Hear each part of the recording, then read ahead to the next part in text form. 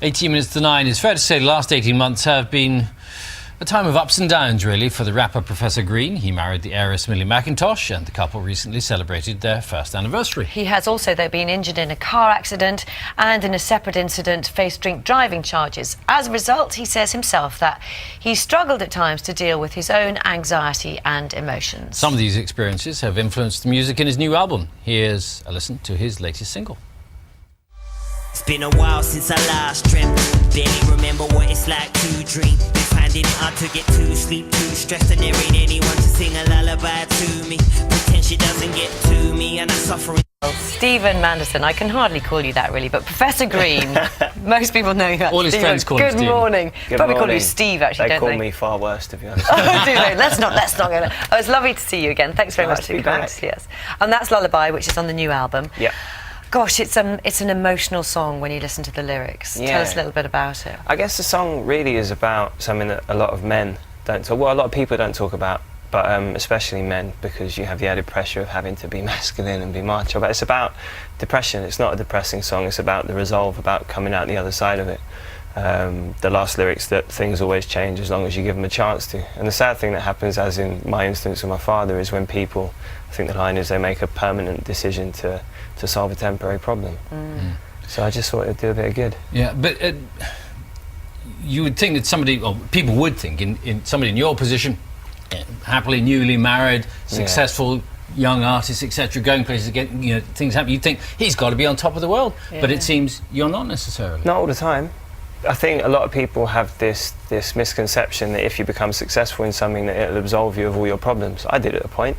And then you become successful and you realise that actually you still have good and bad days, because that's life. And it doesn't matter what level of success you have, you're still affected by things. And one of the lyrics in the song is, I think sometimes I wish someone would tell me it's all going to be all right. Yeah, that was where I was sitting down with, I actually wrote a song with Ina Roldson and Chris Loco, and I was telling them a story about my great-grandmother and how I used to top and tail with her, because we were 6 in a 3-bedroom flat when I was born, and she used to have an armchair in the living room that folded out into a bed, and I'd wake up before everyone else and top and tail with her under her blue blanket and read a page of a book to each other before the cartoons come on.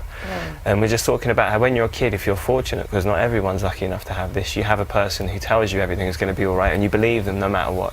But then at a certain age you go, actually, you know what, sometimes everything isn't going to be okay, and you kind of long for that security again. So much to talk about, because you talk about things change, so then perhaps it can become okay. I mean, it's very interesting what you say, particularly about young men, and it's not just young men feeling in a very difficult place, and that you didn't know how to talk or didn't talk about it. So where did you go in the end, and how did you kind of come out of it? To my pad. Right. Yeah, my pen and my pad, and that for me is good because I've got that expression, haven't I? So it's nice to have that to express myself, which a lot of people don't have. What's your advice to other people who are sort of in a similar dark place? I guess the most important thing to realise is that you're not the only person that feels like it, because you can become quite insecure when you feel like that, and you feel as though you are, and you start maybe doing things to make things worse rather than make them better. So the important thing is just to realise it. Some people come into the studio a couple of minutes late because they get stuck in the lift or things in makeup. So you're a year late, actually. I remember you saying this time last year. No, they said, oh, Steve's coming in, and I waited and I waited. I've missed you as well. I've missed you, bro. Yeah, all right. Is that all right? But it's because of events. Yeah. You know, it has been a bumpy ride. It has. I was walking out my house with my bag to a gig, and some silly sod in a car had his foot on the brake. Some silly person. Sorry.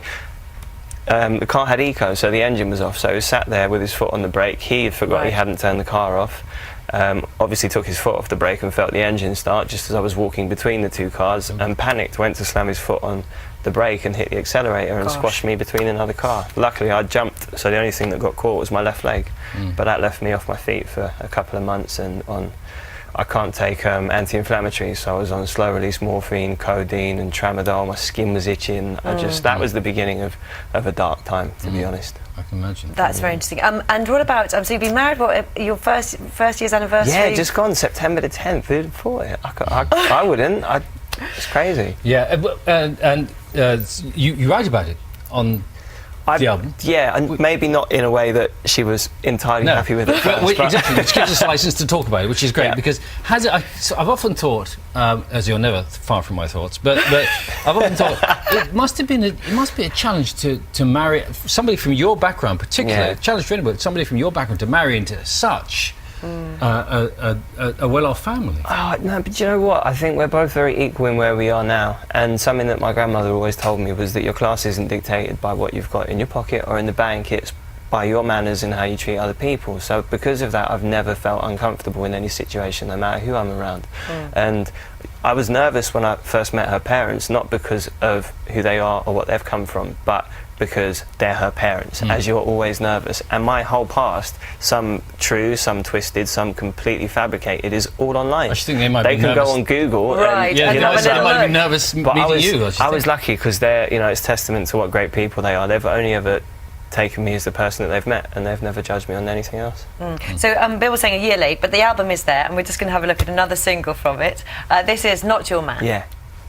What you take me for? What you take me for? Gave you everything, yet you're still looking at me like I could've gave you more. Gave you more, I ain't got anything left to give. Somebody better know if I'm next to king, cause the stress is killing me. Either you're feeling me or you're not. Either way, I ain't gonna be spending any more money in Tiffany. I'm done with that. But you think I rap?